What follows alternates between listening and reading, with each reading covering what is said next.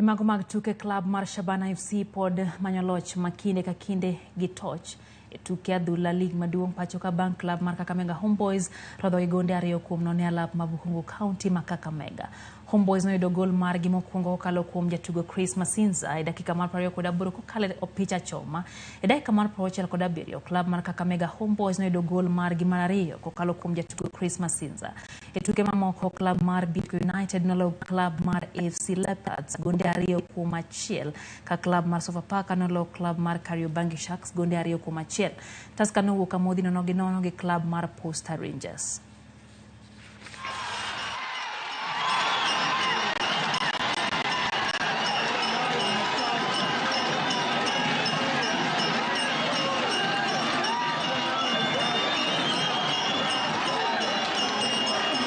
Kwa hakika tulikuwa tunatarajia kuwa kama mbaya sana tungejaribu tupate pointi moja. Lakini mambo haikwenda kulingana na mpangilio vile ilikuwa.